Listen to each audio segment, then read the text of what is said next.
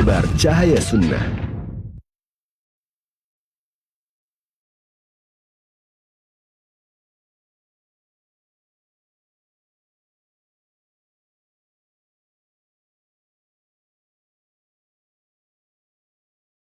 Alhamdulillah, nahmaduhu wa nasta'inuhu wa nastaghfiruh wa na'udzu billahi min shururi anfusina wa min sayyiati a'malina. May yahdihillahu fala mudilla lahu wa may yudlil fala hadiya lahu. Asyhadu an la ilaha illallah wahdahu la syarika lah. Wa asyhadu anna Muhammadan 'abduhu wa rasuluh. Ya ayyuhalladzina amanu taqullaha haqqa tuqatih wa la tamutunna illa wa antum muslimun. Ya ayyuhan nas taqu rabbakumul ladzi khalaqakum min nafsin wahidah wa khalaqa minha zawjaha wa batha minhuma rijalan katsiran wa nisaa'a wattaqullaha alladzi tasaaluna bihi wal arham innallaha kana 'alaikum raqiba. Ya ayyuhalladzina amanu taqullaha wa qulu qawlan sadida yuslih lakum a'malakum wa yaghfir lakum dhunubakum wa may yuti'illaha wa rasulahu faqad faza fawzan 'azima ma ba'd fa inna asdaqal hadits kitabullah wa khairal hadi hadi Muhammadin sallallahu alaihi wasallam wa syarrul umuri muhdatsatuha wa kullu muhdatsatin bid'ah wa kullu bid'atin dhalalah wa kullu dhalalatin finnar. Para jemaah yang dimuliakan Allah Subhanahu wa taala, kita lanjutkan kembali materi hadis dari kitab Al-Arba'in Nawawiyah, buah karya Imam Nawawi rahimahullahu taala. Kita sampai kepada hadis yang ke-28 dari sahabat Abu Najih Al-Irbad bin Sariyah radhiyallahu taala an, semoga Allah meridainya. Hadis ini dikeluarkan oleh Imam Abu Dawud Tirmidzi dan beliau mengatakan hadis yang hasan sahih, dan hadis ini disahihkan oleh Syekh Al-Albani rahimahullahu taala. Para jemaah yang dimuliakan Allah Subhanahu wa taala, kita dengarkan hadis Nabi yang ke-28 yang berkaitan dengan wasiat Rasulullah sallallahu alaihi wasallam. An Abi Najih Al-Irbad bin Sariyah radhiyallahu ta'ala an qala wa'adhana Rasulullah sallallahu alaihi wasallam mau'izatan wajilat minha al-qulub wa dharafat minha al-uyun.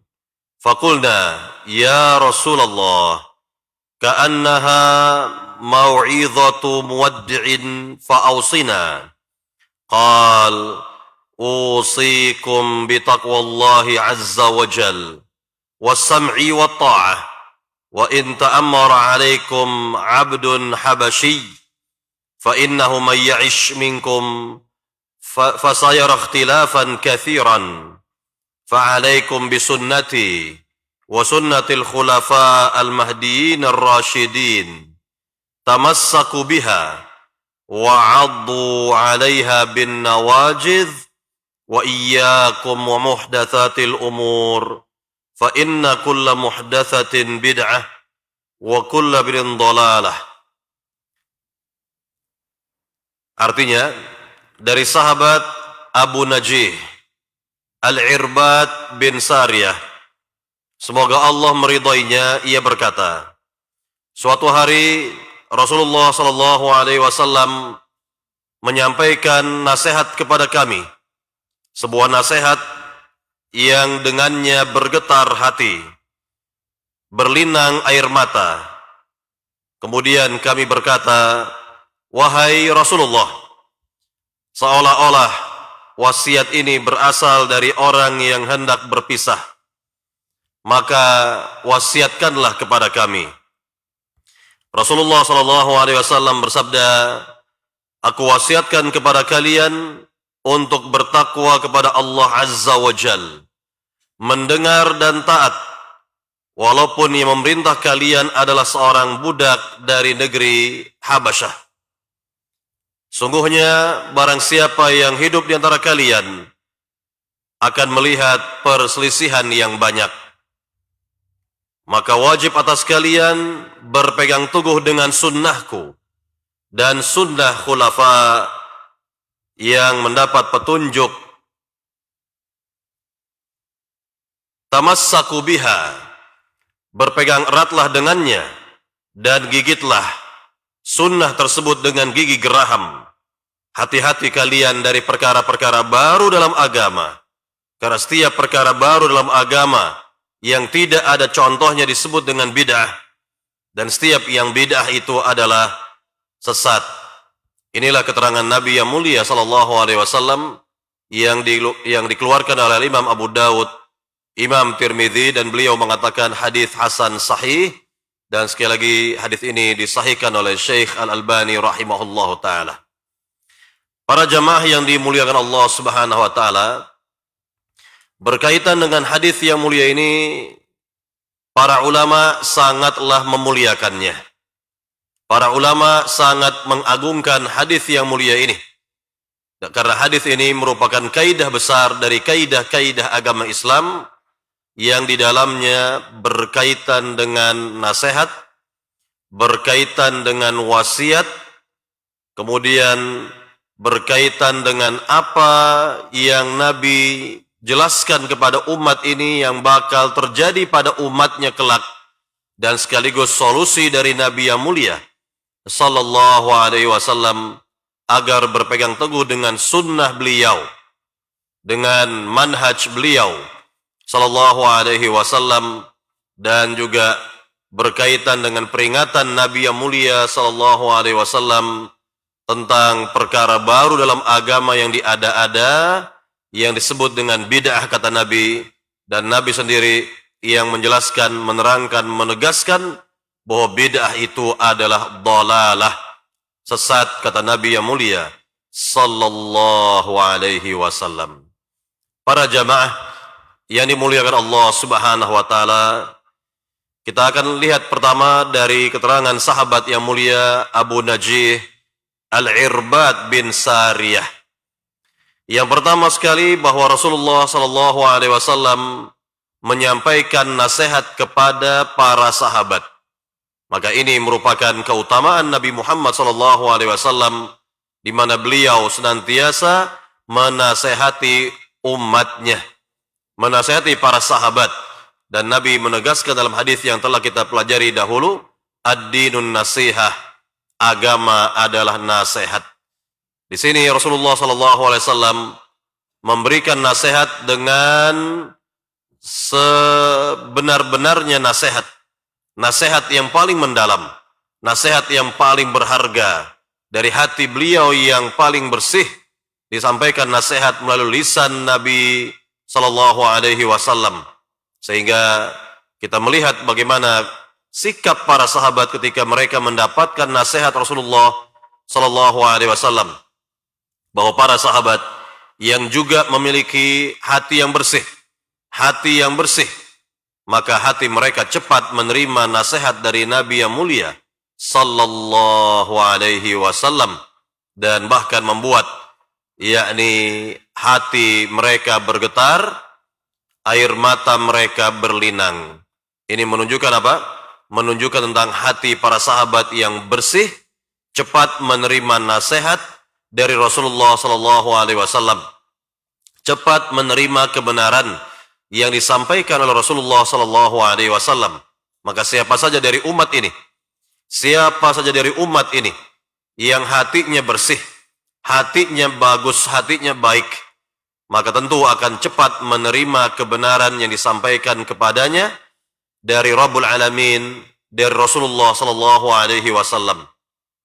Para jamaah yang dimuliakan Allah Subhanahu wa taala, dan ini juga menunjukkan tentang keutamaan para sahabat, tentunya menunjukkan keutamaan para sahabat radhiyallahu taala anhum ajma'in, di mana mereka cepat menerima kebaikan-kebaikan dari Nabi yang mulia sallallahu alaihi wasallam, bahkan mereka meminta wasiat dari Nabi sallallahu alaihi wasallam.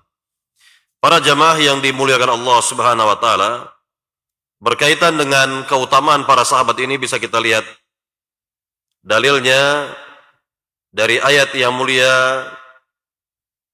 Allah Subhanahu wa taala berfirman, "Innamal mu'minuna alladzina idza dzukirallahu wajilat qulubuhum wa idza tuliyat 'alaihim ayatuh zadatuhum imana wa 'ala rabbihim yatawakkalun." Artinya, sungguhnya orang-orang yang beriman apabila disebutkan nama Allah, maka bergetarlah hati mereka. Dan apabila dibacakan kepada mereka ayat-ayat Allah, maka bertambahlah iman mereka, dan kepada Rabb mereka lah mereka bertawakal. Inilah keadaan para sahabat. Inilah keadaan para sahabat, generasi terbaik umat Islam. Ketika mereka mendapatkan, yakni ayat-ayat Allah dibacakan kepada mereka, bertambah iman mereka. Ketika disebutkan nama Allah Subhanahu wa taala, bergetarlah hati mereka. Inilah sekali lagi keutamaan dari para sahabat radhiyallahu taala anhum ajma'in. Kemudian dalam ayat yang lain, Allah juga menegaskan tentang keutamaan para sahabat ini. Wa idza tutla 'alaihim ayatur rahmani kharru sujjada wa bukiyya. Kharru sujjada wa bukiyya. Dan apabila dibacakan kepada mereka ayat-ayat Allah yang Maha Pemurah, maka mereka kharru sujjada, yakni mereka bersujud dan menangis dalam hal ini. Inilah keterangan dari Rabbul Alamin melengkapi ayat yang sebelumnya berkaitan dengan keadaan orang-orang yang beriman, dan sudah pasti orang-orang yang beriman yang pertama kali dalam sejarah umat ini adalah para sahabat radhiyallahu taala anhum ajma'in. Baik, para jamaah yang dimuliakan Allah Subhanahu wa taala, di sini kita lihat bahwa para sahabat menginginkan wasiat, yakni tambahan dari nasihat yang telah disampaikan oleh Rasulullah sallallahu alaihi wasallam. Apa kata para sahabat? Wahai Rasulullah, seolah-olah nasihat ini berasal dari orang yang hendak berpisah. Yakni bisa kita ambil pelajaran berharga, jika seorang ingin berpisah, yakni meninggalkan orang-orang yang dicintainya, kemudian memberikan nasihat, maka nasihat tersebut berasal dari hatinya yang paling dalam, karena ingin meninggalkan orang-orang yang dicintainya. Nah, inilah keadaan para sahabat ketika mendengarkan nasihat yang mendalam dari Nabi yang mulia sallallahu alaihi wasallam. Hati mereka bergetar, air mata mereka berlinang. Mereka betul-betul dapat meresapi nasihat Nabi yang mulia sallallahu alaihi wasallam. Hendaknya kita juga dapat mengambil pelajaran di sini, yakni mengikuti jejaknya para sahabat Nabi radhiyallahu taala anhum ajma'in. Jika kita diberikan nasihat oleh seorang dan nasihat tersebut adalah nasihat yang sangat berharga, nasihat yang sangat penting bagi kita semua, ia tentunya yang berasal dari Al-Quran dan hadis Nabi yang mulia sallallahu alaihi wasallam, maka kewajiban kita adalah untuk menerima nasihat tersebut. Para jamaah yang dimuliakan Allah Subhanahu wa taala, kemudian para sahabat melanjutkan perkataannya, fa'ausina, maka berikanlah wasiat kepada kami. Nah, inilah tentang tambahan yang diinginkan oleh para sahabat. Mereka ingin wasiat dari Nabi sallallahu alaihi wasallam. Apa wasiat dari Nabi yang mulia? Yang pertama sekali adalah usikum bitaqwallahi azza wa jal. Aku wasiatkan kepada kalian untuk bertakwa kepada Allah azza wa jal. Ini pembahasan tentang takwa ini sudah kita lewatkan terdahulu dari hadis yang pernah kita kaji dari pembahasan hadis Arba'in Nawawiyah. Maka bisa diantara jamaah atau para jamaah merujuk kepada apa yang telah dikaji berkaitan dengan wasiat takwa ini. Para jamaah yang dimuliakan Allah Subhanahu wa taala, kemudian yang kedua, Nabi menyampaikan kepada kita was-sam'i wa ta'ah, mendengar dan taat kepada pemerintah. Sekali lagi, mendengar dan taat kepada pemerintah kata Nabi, kepada penguasa kata Nabi sallallahu alaihi wasallam. Nah, ini wasiat yang kedua, di mana Rasulullah sallallahu alaihi wasallam memerintahkan kita untuk taat kepada waliul amr, kepada pemerintah atau penguasa, sebagaimana Allah Subhanahu wa taala menyatakan dalam ayat yang mulia, ya ayyuhalladzina amanu atii'ullaha wa atii'ur rasula wa ulil amri minkum. Wahai orang-orang yang beriman, bertakwalah, wahai orang-orang yang beriman, taatlah kalian kepada Allah, taatlah kepada Rasul dan ulil amri di antara kalian. Para jamaah yang dimuliakan Allah Subhanahu wa taala, kita lihat di sini berkaitan dengan keterangan Nabi lebih lanjut, di mana Nabi mengatakan kepada kita, wa in ta'ammara 'alaikum 'abdun habasyi.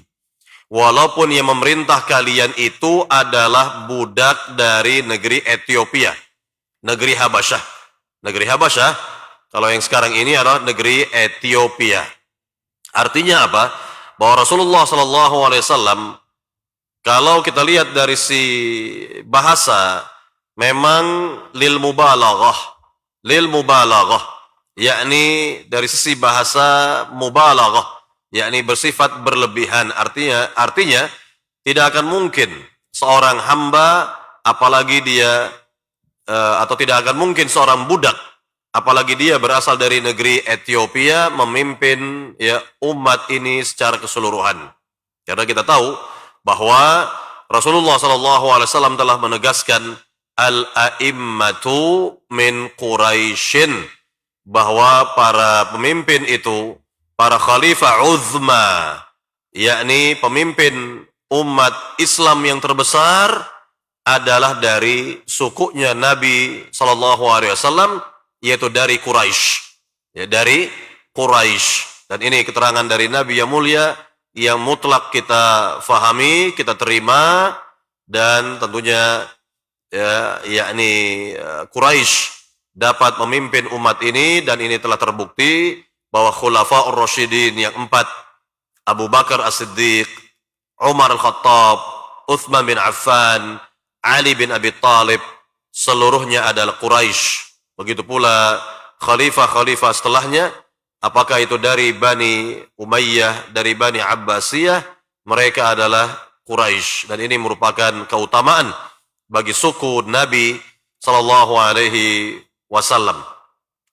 Para jamaah yang dimuliakan Allah Subhanahu wa taala, perlu kita fahami di sini, yakni ketika Nabi yang mulia sallallahu alaihi wasallam baru saja wafat pada hari Senin, tanggal 12 Rabiul Awal, tahun 11 Hijriyah, pada waktu duha, maka yang terjadi di negeri Madinah ketika itu adalah kaum muslimin dari kalangan Ansar, mereka telah berkumpul di Saqifah Bani Sa'idah untuk menentukan siapa yang menjadi khalifah setelah Nabi wafat.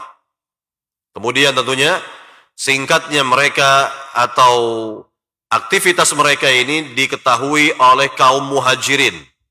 Maka bergegaslah 3 tokoh kaum muhajirin, Abu Bakar As-Siddiq, Umar Al-Khattab, dan Abu Ubaidah Al-Jarrah radhiyallahu ta'ala anhum ajma'in. Mereka segera menuju Saqifah Bani Sa'idah. Dan betul lah, ketika mereka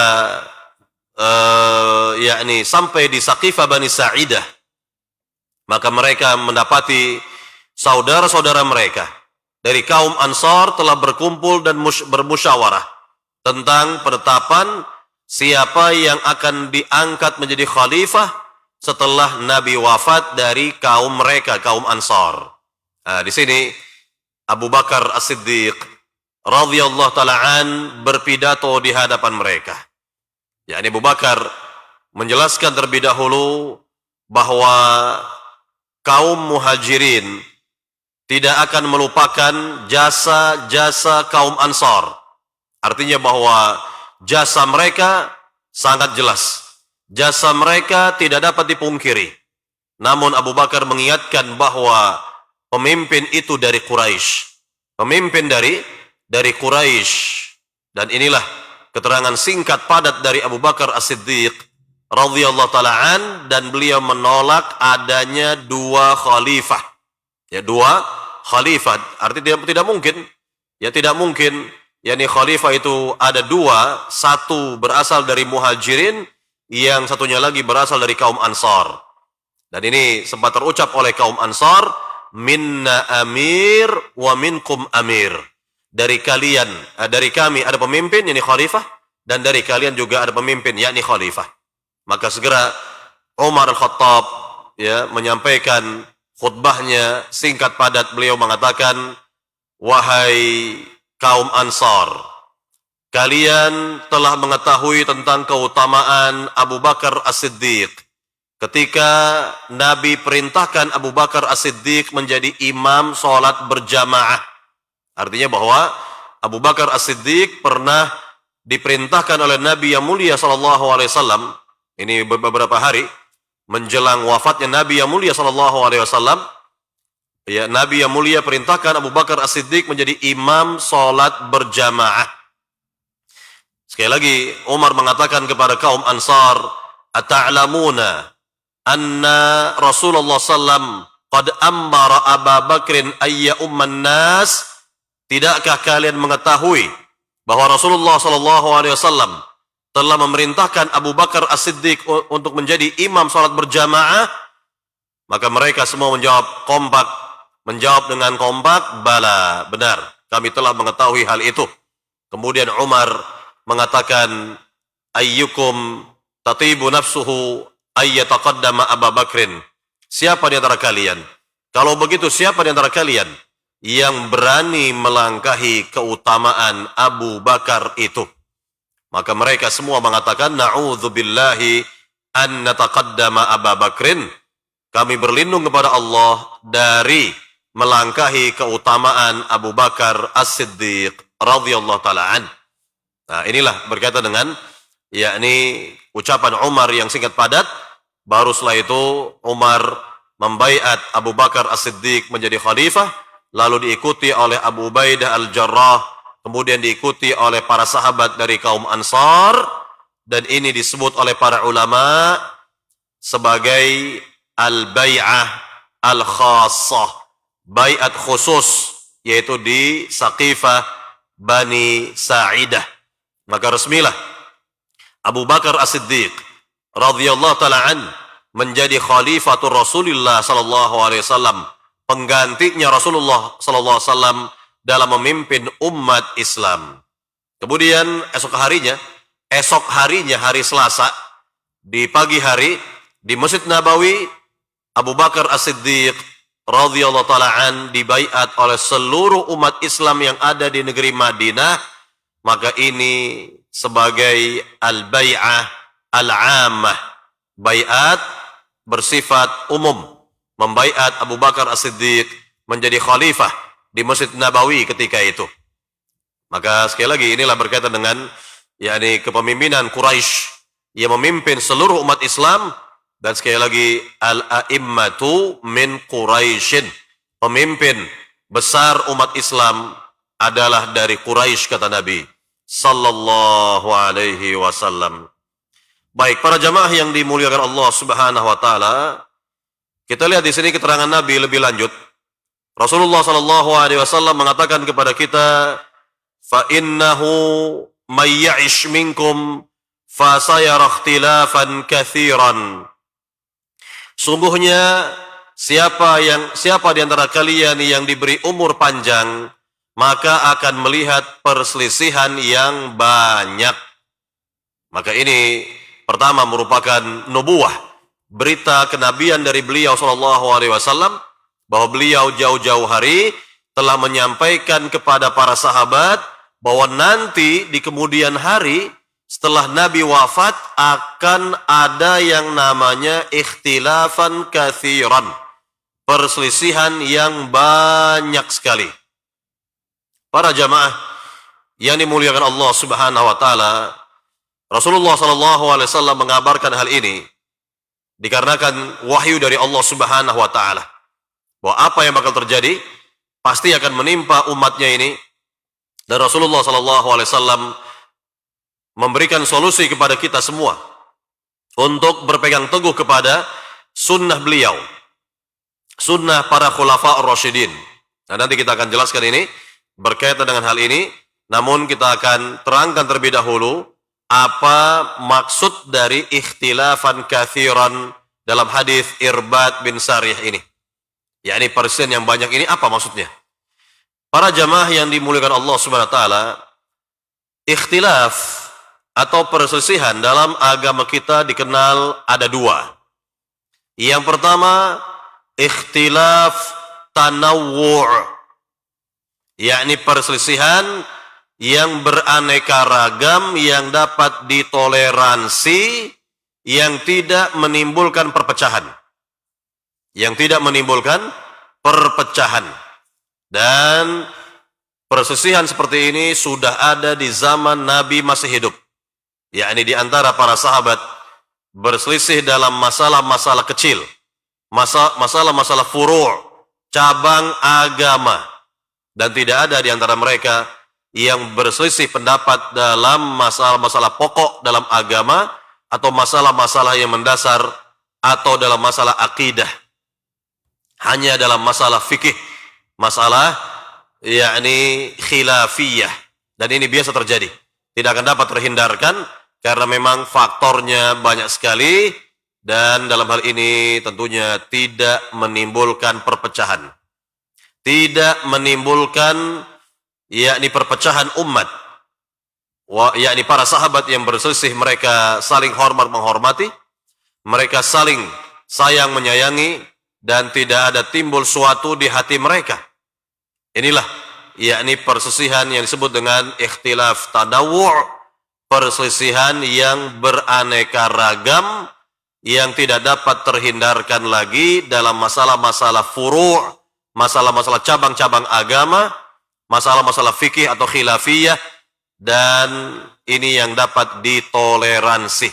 Jadi masing-masing memiliki dalil, masing-masing memiliki dalilnya, dan tentunya sekali lagi banyak faktor yang membuat para ulama dari zaman para sahabat, tabi'in, tabi'ut tabi'in, dan seterusnya, mereka berselisih pandang. Nah, dalam hal ini ya tentunya sekali lagi hal yang lumrah terjadi kalau ya berkaitan dengan ikhtilaf tanawwu'. Namun untuk hadis Nabi yang mulia ini, hadis Irbad bin Sariyah ini bukan berkaitan dengan ikhtilaf tanawwu'. Maka ikhtilaf yang kedua yang disebutkan dalam hadis Irbad bin Sariyah ini adalah ikhtilaf tadad, istilahnya. Ikhtilaf tadad, yakni perselisihan yang kontradiktif, perselisihan yang tidak dapat ditoleransi, perselisihan yang menimbulkan perpecahan umat, perselisihan yang tidak akan berjumpa antara timur dengan barat, perselisihan yang jauh, perselisihan dalam bidang akidah, perselisihan dalam bidang manhaj, perselisihan dalam bidang yang mendasar, yang pokok dalam agama. Nah, inilah yang Nabi maksud dari hadis yang mulia ini, ikhtilafan kathiran. Maka inilah yang berkaitan dengan ya berselisih dalam bidang manhaj dan akidah. Manhaj artinya cara beragama, metode beragama. Ingat, Rasulullah SAW jauh-jauh hari telah memberikan peringatan kepada kita bahwa umatnya kelak akan terpecah belah menjadi 73 golongan. 72 mampir ke neraka, dan satu golongan yang dimasukkan ke dalam surga secara langsung. Kemudian para sahabat bertanya, siapa golongan yang diselamatkan oleh Allah itu? Jawab Nabi yang mulia, ma ana alaihi al-yawma wa ashabi. Yakni yang diriku dan para sahabatku berada di atasnya. Yakni berada di atas manhaj yang benar itu. Ya, berada di atas manhaj yang benar, manhaj Rasulullah, manhaj para sahabat radhiyallahu taala anhum ajma'in, yang disebut dengan manhaj salaf, manhaj salafus salih. Ya, manhaj salafus salih. Para jamaah yang dimuliakan Allah Subhanahu wa taala, inilah keterangan dari Nabi yang mulia yang merupakan nubuwah, berita kenabian beliau sallallahu alaihi wasallam, di mana beliau jauh-jauh hari telah menjelaskan dan menerangkan, menegaskan bahkan bahwa akan ada yang namanya ikhtilafan katsiran, perselisihan yang banyak sekali. Yang banyak kata Nabi, bukan sedikit lagi, banyak. Maka tadi sudah disampaikan tentang hadis iftiraqul ummah, ya, secara umum bahwa umat Islam kata Nabi akan berpecah belah menjadi 73 golongan. 73 golongan kata Nabi. Staftariku ummati ala 73 firqah kulluha finnari illa wahidah. Kelak umatku ini kata Nabi akan berpecah menjadi 73 golongan, 72 bertempat di neraka dan satu yang bertempat di surga. Nah, tentunya 72 golongan yang masuk neraka ini bukan kekal di dalamnya, tidak kekal di dalamnya. Mereka dimasukkan terlebih dahulu ke neraka karena kesalahan mereka, karena penyimpangan mereka, wabil khusus dalam bidang manhaj dan akidah, hal-hal yang pokok dalam agama ini. Inilah keterangan Nabi yang mulia sallallahu alaihi wasallam berkaitan dengan umatnya akan berpecah belah menjadi 73 golongan, dan ini sesuai dengan keterangan Nabi tadi, fasayara ikhtilafan katsira, maka ia akan dapat melihat perselisihan yang banyak kata Nabi sallallahu alaihi wasallam. Dan tentunya dalam sejarah umat ini, yakni firqah yang pertama kali muncul, firqah yang menyimpang dari manhaj Nabi dan para sahabat, firqah atau kelompok yang menyimpang dari akidah Nabi dan para sahabat adalah firqah Khawarij di masa khalifah yang mulia Amirul Mukminin Abul Hasan Ali bin Abi Thalib radhiyallahu taala an. Muncul kelompok Khawarij, kemudian munculnya kelompok Khawarij, setelah itu diikuti dengan munculnya kelompok yang kedua yang juga menyimpang secara manhaj dan akidah dari manhaj dan akidahnya para sahabat radhiyallahu taala anhum ajma'in, yaitu firqah Syiah di masa itu. Firqah Syiah, ya, di masa itu, Syiah Sabaiyah. Nah, inilah kemunculan dua firqah. Lalu di akhir kehidupan para sahabat, di masa Ibnu Umar misalnya, muncul lagi kelompok yang ketiga yang menyimpang secara manhaj dan akidah dari manhaj para sahabat, dari akidah para sahabat, yaitu kaum Qadariyah. Kelompok Qadariyah ini orang-orang yang menolak takdir Allah Subhanahu wa taala. Maka setelah itu muncul kelompok-kelompok yang lain, kelompok Jabariyah, kelompok ini, kelompok itu, golongan ini, golongan itu, yang secara manhaj menyimpang dari manhaj Nabi dan para sahabat. Secara akidah menyimpang dari akidah Nabi dan para sahabat radhiyallahu taala anhum ajma'in. Inilah berkaitan dengan ikhtilafan katsiran berdasarkan hadis Nabi yang mulia ini. Dan ini menunjukkan benarnya sabda Nabi sallallahu alaihi wasallam. Para jamaah yang dimuliakan Allah Subhanahu wa taala, ketahuilah bahwa Islam di zaman Nabi, Islam di zaman Khulafaur Rasyidin adalah Islam yang putih bersih. Nabi yang mulia sallallahu alaihi wasallam menegaskan, "Taraktukum ala mithlil bayda, lailuha kanahariha, la yazigu anha ba'di illa halik." Kata Nabi yang mulia sallallahu alaihi wasallam, aku tinggalkan untuk kalian Islam yang putih bersih, kata Nabi. Islam yang putih bersih, siangnya bagaikan malamnya. Barang siapa, tidak ada yang menyimpang dari Islam yang putih bersih ini, melainkan dia akan binasa, kata Nabi sallallahu alaihi wasallam. Lihatlah oleh para jamaah keterangan Nabi yang mulia sallallahu alaihi wasallam bahwa Islam di zaman Nabi, Islam di masa Khalifah Abu Bakar As-Siddiq, Islam di masa Umar Al-Khattab, Islam di masa Uthman bin Affan dan Islam di masa di awal-awal kekhilafahan Ali bin Abi Thalib adalah Islam yang putih bersih, alias tidak ada noda yang menodainya. Dan noda itu dimulai dari noda Khawarij. Kemudian noda Syiah Sabaiyah di masa itu. Kemudian muncul lagi noda lainnya, noda Qadariyah, dan seterusnya, dan seterusnya.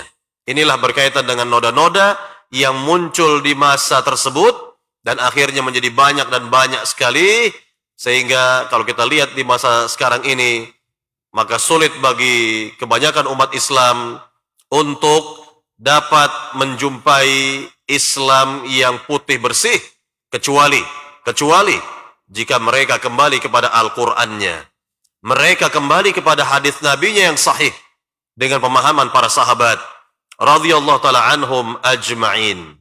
Para jamaah yang dimuliakan Allah Subhanahu wa taala, kembali kepada hadis Nabi yang mulia ini, Nabi mengatakan kepada kita, fasayara ikhtilafan katsira. Maka ia akan melihat perselisihan yang banyak sekali, yakni perselisihan dalam bidang manhaj, perselisihan dalam bidang akidah. Nah, inilah yang membuat umat Islam ini terpecah belah menjadi 73 golongan yang Nabi SAW telah menyebutkannya. Kemudian para jamaah, di sini Nabi yang mulia adalah sebaik-baik guru bagi kita semua, yaitu Rasulullah SAW ketika menjelaskan atau menerangkan bahwa umat ini akan berpecah belah, akan terjadi perselisihan yang banyak, maka Nabi memberikan solusi. Nabi yang mulia SAW memberikan solusi kepada kita semua. Fa'alaikum bisunnati. Maka wajib atas kalian berpegang teguh dengan sunnahku. Apa makna sunnah di sini para jamaah? Makna sunnah di sini adalah manhaj beliau. Makna sunnah di sini adalah cara beliau beragama. Jadi bukan seperti yang difahami oleh sebagian orang, sunnah di sini adalah bagian dari ahkamul khamsah, 5 hukum agama. Ya, ada wajib, ya, ada sunat, dan seterusnya. Bukan itu. Bukan yang difahami oleh sebagian orang, sunat itu adalah jika dikerjakan berpahala, jika ditinggalkan tidak apa-apa. Bukan itu. Jadi maksud dari sunnah di sini adalah yakni cara beliau beragama, metode beliau beragama. Fa'alaikum bisunnati, kata Nabi sallallahu alaihi wasallam. Dan masuk dalam pengertian sunnah juga adalah akidah beliau, akidah Nabi. Maka lihat para ulama di zaman dahulu, mereka dahulu yakni menulis karya ilmiah tentang akidah Islam, dan mereka namakan kitab mereka itu dengan penamaan As-Sunnah, kitab As-Sunnah. Di antaranya kitab As-Sunnah karya Imam Ahmad bin Hanbal, atau anak beliau Abdullah bin Ahmad bin Hanbal rahimahumullahu ta'ala, dan kitab-kitab akidah lainnya yang diberi judul oleh para ulama, kitab mereka itu dengan penamaan As-Sunnah. Baik, para jamaah yang dimuliakan Allah Subhanahu wa ta'ala, Nabi yang mulia SAW sudah menyatakan seperti ini. Maka wajib bagi kita untuk berpegang teguh dengan manhaj beliau, metode beliau dalam beragama, cara Nabi dalam beragama. Dan bahkan beliau menegaskan, wa sunnatil khulafa al-mahdiyyin ar-rasyidin, dan sunnah para khulafa yang mendapat petunjuk, Nah, ini menunjukkan kepada kita tentang rekomendasi dari Nabi tentang manhaj para sahabat yang wajib diikuti. Artinya, berpegang teguh dengan manhajnya para sahabat itu sama dengan berpegang teguh dengan manhaj Rasulullah SAW dalam beragama. Para jamaah yang dimuliakan Allah Subhanahu wa ta'ala, kita dengarkan di antara dalil-dalil yang menjelaskan hal ini. Allah Subhanahu wa ta'ala berfirman dalam surat Al-An'am ayat 153.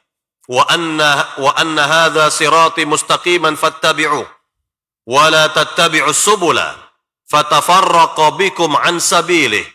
Dzalikum wasaqum bihi la'allakum tattaqun. Yang artinya, dan inilah jalan, yakni jalanku yang lurus. Wa anna hadza sirati mustaqiman fattabi'uh. Dan inilah jalanku, yakni metodeku dalam beragama yang lurus. Maka ikutilah oleh kalian. Jangan kalian ikuti metode-metode beragama yang lain. Jangan kalian ikuti cara-cara beragama yang lain. Jangan kalian ikuti manhaj beragama yang lain. Niscaya kalian akan bercerai-berai nanti dibuatnya. Dengan demikian, Allah wasiatkan kepada kalian untuk mengikuti manhaj Nabi yang lurus tadi, agar kalian mendapat predikat takwa di sisi Allah Subhanahu wa taala. Para jamaah yang dimuliakan Allah Subhanahu wa taala, ayat yang mulia ini langsung Nabi jelaskan dalam hadis yang mulia dari riwayat sahabat Abdullah bin Mas'ud, Abu Abdurrahman, di mana sahabat Ibnu Mas'ud menjelaskan, khatta lana Rasulullah sallallahu alaihi wasallam khattan biyadih. Suatu hari Rasulullah SAW di hadapan kami membuat satu garis lurus di tanah. Lalu Nabi mengatakan kepada para sahabat, anna hadza sabilullahi mustaqiman. Inilah jalan agama Allah yang lurus. Inilah manhaj agama Allah yang lurus. Kemudian setelah itu Nabi menggaris di kanannya garis-garis yang, kata Ibnu Mas'ud, garis-garis yang menyerong, garis-garis yang tidak lurus dan jumlahnya banyak. Begitu pula di kanan, di kirinya, garis-garis yang menyerong berjumlah banyak. Kemudian Nabi sebutkan, wa anna hadhihi subul mutafarriqah, yakni likulli sabilin syaitan yad'u ilaih, kata Nabi sallallahu alaihi wasallam. Inilah manhaj-manhaj yang banyak, yang yakni sesat, kata Nabi, yang dapat berpecah belah kalian nanti. Pada setiap manhaj yang menyimpang ini, yang menyerong ini, ada syaitan yang menyeru kepadanya. Yakni ada syaitan yang menyeru kepadanya. Apa makna syaitan di sini? Yaitu diantaranya adalah ahli bid'ah yang menyeru kepada manhaj yang menyimpang itu. Karena syaitan adalah sifat bagi manusia yang jahat, jin yang jahat. Siapapun yang menyeru kepada manhaj yang menyimpang, manhaj yang buruk, manhaj yang jelek, manhaj yang tidak sesuai dengan manhaj Nabi dan manhaj para sahabat, maka si penyeru itu Nabi sendiri yang menyatakan sebagai syaitan yad'u ilaih. Setan yang mengajak kepadanya, kata Nabi sallallahu alaihi wasallam. Para jamaah yang dimuliakan Allah Subhanahu wa taala, setelah itu barulah Nabi menyebutkan ayat yang mulia tadi, wa anna hadza sirati mustaqiman fattabi'uh wa la tattabi'us subula fatafarraqu bikum an sabilih. Dzalikum wasaqum bihi la'allakum tattaqun. Jadi ayat yang mulia ini memerintahkan kepada kita semua untuk mengikuti manhaj, yakni cara beragama Rasulullah SAW dan para sahabat. Marilah para yakni jamaah kaum muslimin, kembali dan kembalilah kepada Al-Qur'annya, kembali dan kembalilah kepada hadis Nabinya yang sahih dengan pemahaman para sahabat. Dan inilah manhaj para sahabat, manhajnya orang-orang beriman generasi pertama, generasi mulia umat ini, radhiyallahu ta'ala anhum ajma'in. Kemudian kalau ada yang bertanya, apa yakni ancaman?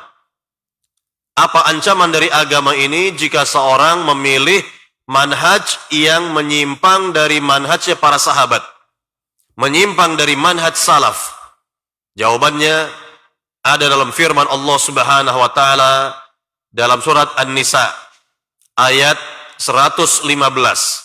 Allah Subhanahu wa taala berfirman, "Wa may yushaqiqir rasula Wa may yushaqiqir rasula min ba'di ma tabayyana lahul huda wa yattabi' ghaira sabilil mu'minina nuwallihi ma tawalla wa nuslihi jahannam wa sa'at masira. Artinya, dan barang siapa menyelisih Rasul setelah jelas baginya kebenaran dan mengikuti, ingat di sini, mengikuti jalan, mengikuti manhaj selain manhajnya orang-orang beriman, apa dampak buruknya di dunia? Nuwallihi ma tawalla, kata Allah, kami biarkan ia sesat, kami biarkan ia menyimpang, kami biarkan ia sesat, kata Allah, ini di dunia. Bagaimana di akhirat? Wa nuslihi jahannam wa sa'at masira, dan kelak kami akan campakkan ia ke neraka jahanam, dan neraka jahanam adalah seburuk-buruk tempat kembali. Na'udzubillah min dzalik, nasallallahu salamata wal afiyah. Inilah para jamaah berkaitan dengan ancaman dan hukuman yang sangat berat dari Rabbul Alamin, yakni Allah Subhanahu wa taala akan sesatkan seorang hamba jika ia memilih manhaj atau cara beragama yang bukan cara beragamanya para sahabat Nabi. Yakni sekali lagi, Allah nyatakan nuwallihi ma tawalla, kami biarkan ia sesat, kata Allah Subhanahu wa taala. Yakni barang siapa memilih manhaj yang bukan manhaj para sahabat, memilih manhaj A, B, C, D dan seterusnya yang bukan manhajnya para sahabat, nuwallihi ma tawalla, kami biarkan ia sesat, kata Allah Subhanahu wa taala. Ini di dunia. Kemudian di akhirat, wa nuslihi jahannam wa sa'at masira, yakni kami campakkan ia ke neraka jahanam, dan neraka jahanam adalah seburuk-buruk tempat kembali. Na'udzubillah min dzalik, nasallallahu salamata wal afiyah. Para jamaah yang dimuliakan Allah Subhanahu wa taala, ini sekali lagi di antara ancaman Rabbul Alamin bagi siapa saja yang menyimpang manhajnya, tidak mengikuti manhaj para sahabat radhiyallahu taala anhum ajma'in. Kemudian para jamaah yang dimuliakan Allah Subhanahu wa taala, satu lagi ayat yang menegaskan, menjelaskan kepada kita kewajiban kita mengikuti manhaj salafus salih, dan tentunya kita akan bahagia. Kita akan bahagia jika mengikuti manhaj para sahabat, manhaj salaf. Allah Subhanahu wa taala berfirman dalam surat At-Taubah ayat 100, "Was-sabiqunal awwaluna minal muhajirin wal ansar walladzina tabauhum bi ihsanin radhiyallahu anhum wa radu an wa 'adda lahum jannatin tajri tahtal anhar khalidina fiha abada dzalikal fawzul 'adzim." Artinya, dan orang-orang yang pertama-tama masuk agama Islam dari kalangan muhajirin dan kalangan ansar, dan siapa saja yang mengikuti jalan orang-orang beriman, yakni manhaj para sahabat, karena tidak ada orang beriman ketika turun ayat tersebut kecuali para sahabat, dan mengikuti jalan, yakni mengikuti manhajnya para sahabat, apa kata Rabbul Alamin? Radhiyallahu anhum wa radu an, Allah ridha kepada mereka dan mereka pun ridha kepada Allah. Lihat kebahagiaan yang tertera dalam ayat yang mulia ini. Siapa saja yang berada di atas manhaj para sahabat, mengikuti jalan dan metode beragamanya para sahabat, maka akan bahagia sebagaimana Allah nyatakan dalam ayat yang mulia tadi, radhiyallahu anhum wa radu an, Allah ridha kepada mereka dan mereka pun ridha kepada Allah. Tentu para jamaah bisa membandingkan sekarang. Para jamaah yang umurnya lebih dari 30 tahun, ya, yakni lebih dari 30 tahun atau 40 tahun, yang dahulunya sebelum mengenal manhaj salaf, lebih dahulu mengenal manhaj A, B, C, D, manhaj A, manhaj B, manhaj yang lain, kemudian Allah Subhanahu wa taala berikan hidayah taufik kepada jamaah untuk beralih kepada manhaj salaf, maka para jamaah merasakan sendiri kebahagiaan yang tiada taranya, kebahagiaan yang sangat besar ketika berada di atas manhaj salaf ini, manhaj Nabi, manhaj para sahabat radhiyallahu taala anhum ajma'in. Dan ini bukti dari firman Allah tadi, radhiyallahu anhum wa radu'an. Allah ridha kepada mereka dan mereka pun ridha kepada Allah Subhanahu wa taala. Yakni nikmat besar apalagi jika seorang hamba sudah mendapat ridhonya Allah Subhanahu wa taala. Maka tidak ada lagi yang lebih besar dari itu.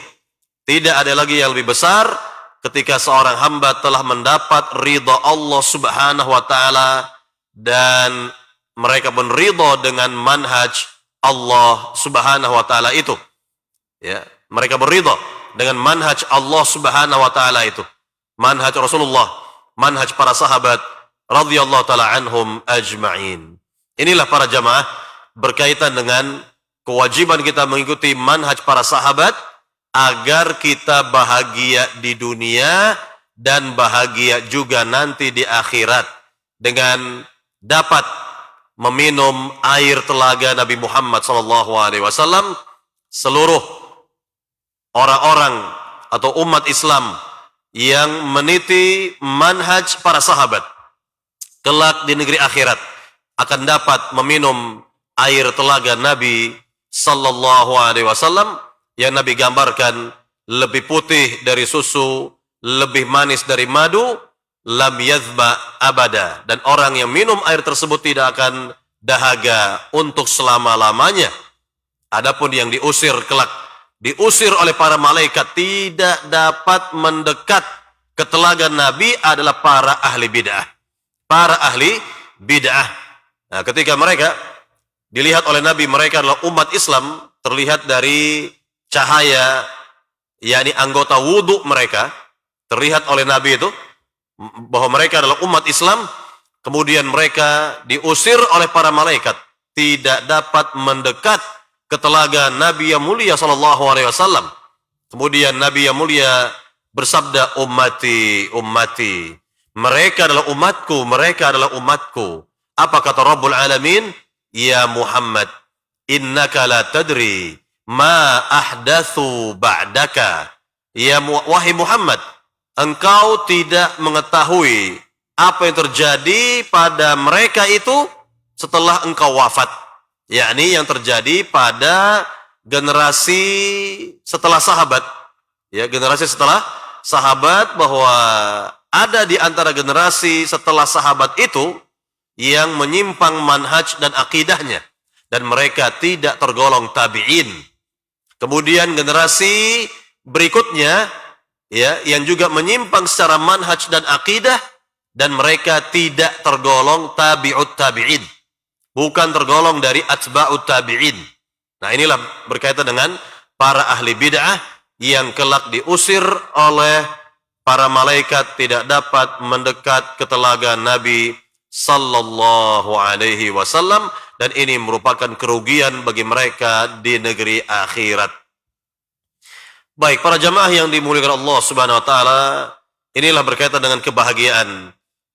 Yakni bahagia siapapun yang mengikuti manhaj para sahabat, manhaj Rasulullah SAW dan para sahabat, manhaj salaf, akan bahagia dunia sampai nanti di akhirat kelak.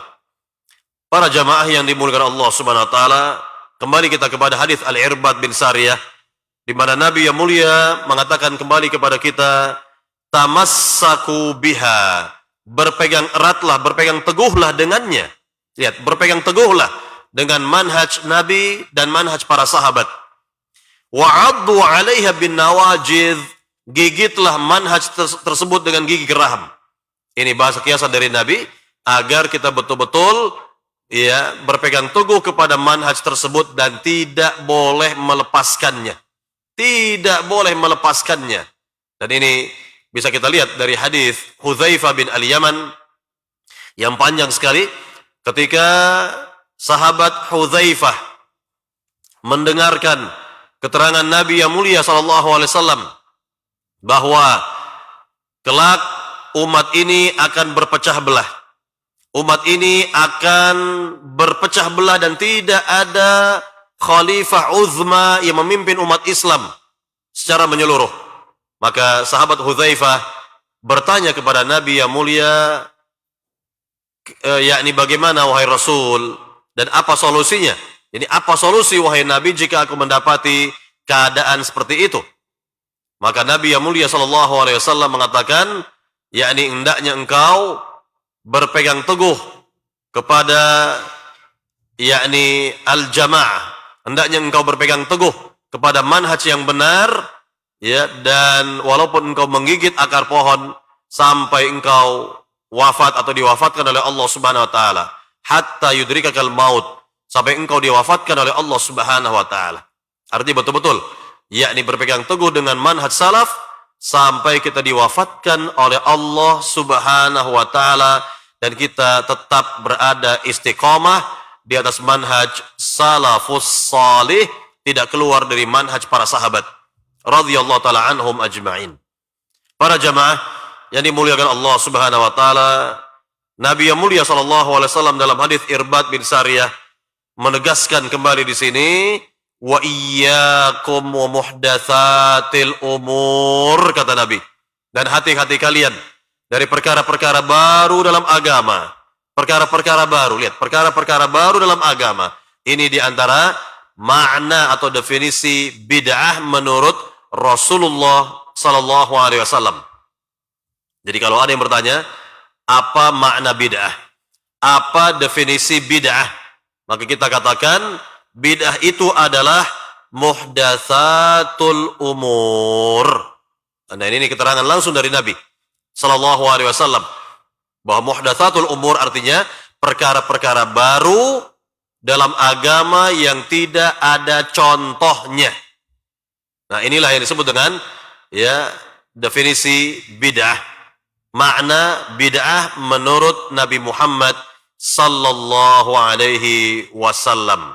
Jadi sekali lagi, kalau ada yang bertanya apa makna bid'ah, singkatnya menurut Nabi adalah muhdatsatul umur, perkara-perkara baru yang tidak ada contoh dalam agama ini. Kemudian Rasulullah SAW menegaskan kepada kita semua, fa inna kulla muhdatsatin bid'ah, bahwa setiap yang muhdats dalam agama yang tidak ada contohnya adalah bid'ah, kata Nabi sallallahu alaihi wasallam.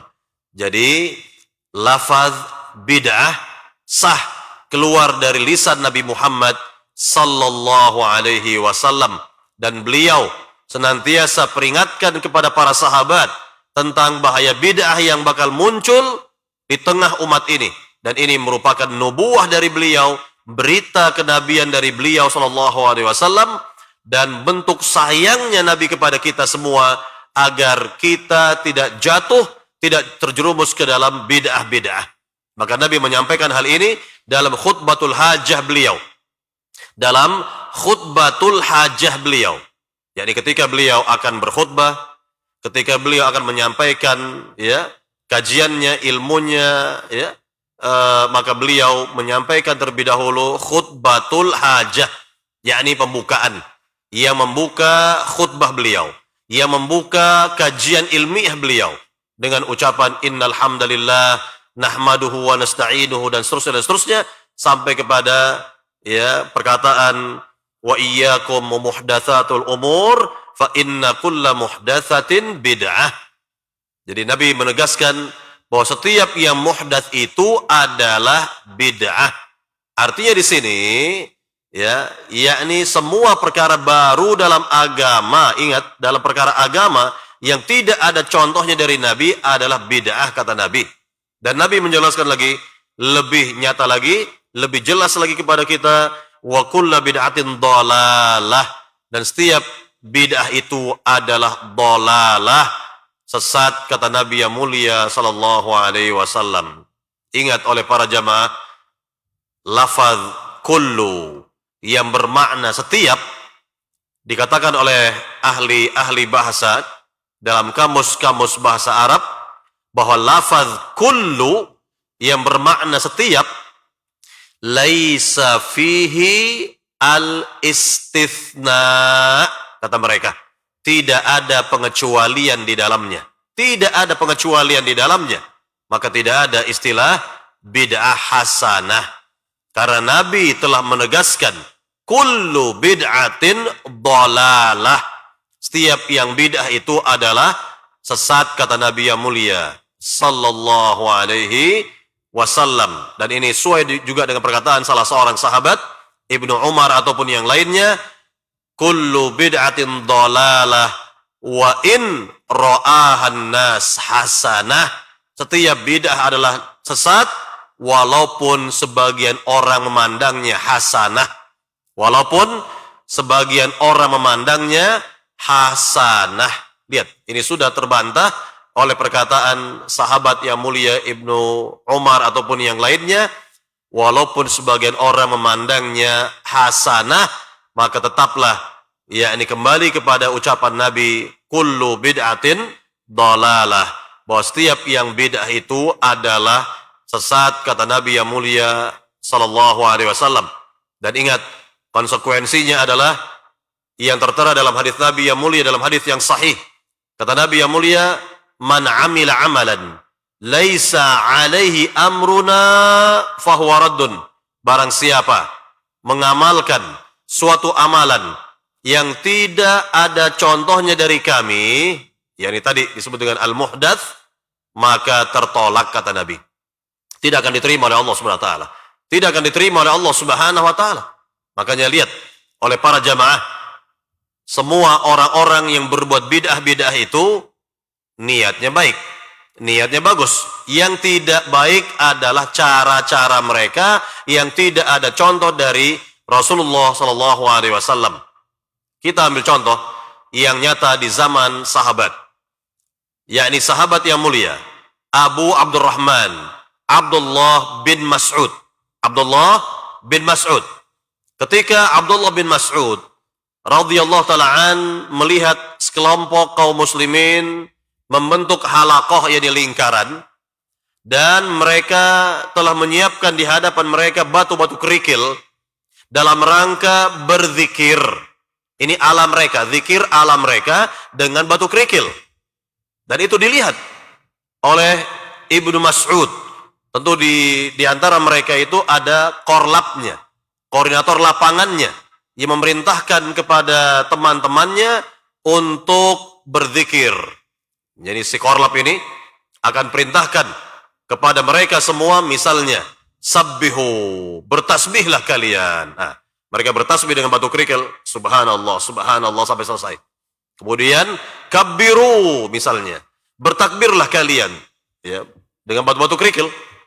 Dengan batu-batu kerikil sampai selesai. Ini langsung dilihat oleh Ibnu Mas'ud. Dan langsung Ibnu Mas'ud mengingkari bid'ah mereka ini. Cara zikir mereka ini. Ya. Apa kata sahabat Ibnu Mas'ud? Wailakum ya ummata Muhammad, ma asra'a halakatakum. Celaka kalian wahai umat Muhammad. Alangkah cepatnya kalian binasa. Alangkah cepatnya kalian binasa ini. Lihatlah oleh kalian, masih banyak para sahabat Nabi yang masih hidup. Dan pakaian-pakaian mereka, perabot rumah tangga mereka belumlah usang. Kemudian beliau radhiyallahu ta'ala an memberikan dua pertanyaan yang tidak bisa mereka jawab sama sekali. Pertanyaan yang pertama, apakah kalian mengira cara zikir kalian ini dengan batu kerikil, kalian mengira lebih hebat dari zikirnya Nabi dengan jari jemari? Lihat pertanyaan yang pertama ini. Ataukah, ini pertanyaan yang kedua, ataukah kalian muftatihu baba dhalalah? Ataukah kalian ingin membuka pintu kesesatan? Nah, lihat. Pertanyaan yang pertama dan pertanyaan yang kedua tadi. Maka mereka tidak bisa menjawab. Akhirnya mereka berkata apa kepada sahabat Ibnu Mas'ud? Ya Aba Abdurrahman, ma nuridu illal khair. Wahai Abu Abdurrahman, kami tidak menginginkan kecuali kebaikan. Lihat, ini niat mereka baik. Niat mereka ini baik. Maka sahabat yang mulia ini tidak mengingkari niat mereka yang baik. Apa yang diingkari oleh sahabat Ibnu Mas'ud? Cara zikirnya yang tidak baik, yang tidak ada contoh dari Nabi sallallahu alaihi wasallam. Apa kata sahabat Ibnu Mas'ud? Kam mim muridin lil khairi la yusibah. Kam mim muridin lil khairi la yusibah. Berapa banyak orang niatnya bagus, niatnya baik, la yusibah, namun tidak sesuai dengan contoh Nabi, tidak sesuai dengan contoh Rasul sallallahu alaihi wasallam. Nah, inilah yang disebut dengan al-muhdats, perkara baru dalam agama yang tidak ada contoh dari Nabi, walaupun niatnya baik dan benar, ikhlas karena Allah, namun caranya tidak ada contoh, maka ini yang disebut dengan bid'ah kata Nabi. Dan Nabi telah menjelaskan kullu bid'atin dhalalah. Jadi tidak ada yang hasanah berkaitan dengan bid'ah tersebut, karena sahabat mengatakan kullu bid'atin dhalalah wa in ra'ahan nas hasanah. Setiap bid'ah adalah sesat walaupun sebagian orang memandangnya hasanah. Baik, para jamaah yang dimuliakan Allah Subhanahu wa taala, saya kira sampai di sini kajian kita dari hadis Al-Irbad bin Sariyah berkaitan dengan wasiat Nabi Muhammad sallallahu alaihi wasallam, dan tentunya kita banyak mengambil pelajaran-pelajaran berharga dari hadis Al-Irbad bin Sariyah. Semoga kita semua dapat memahami, mengamalkan apa yang disampaikan oleh Nabi yang mulia sallallahu alaihi wasallam. Semoga hadis Al-Irbad bin Sariyah menjadi nasihat kita yang berharga di antara nasihat-nasihat Nabi yang mulia dan di antara wasiat-wasiat Nabi yang mulia. Semoga kita bisa memahami dan mengamalkannya. Semoga kita juga selalu mendapatkan hidayah taufik dari Allah Subhanahu wa taala untuk berada di atas tauhid, di atas sunnah Nabi, di atas manhaj para sahabat, dan semoga kita mendapatkan husnul khatimah. Akhirnya kita akhiri dengan doa penutup majelis. Subhanakallahumma wa bihamdik, asyhadu an la ilaha illa anta, astaghfiruka wa atubu ilaik. Assalamualaikum warahmatullahi wabarakatuh.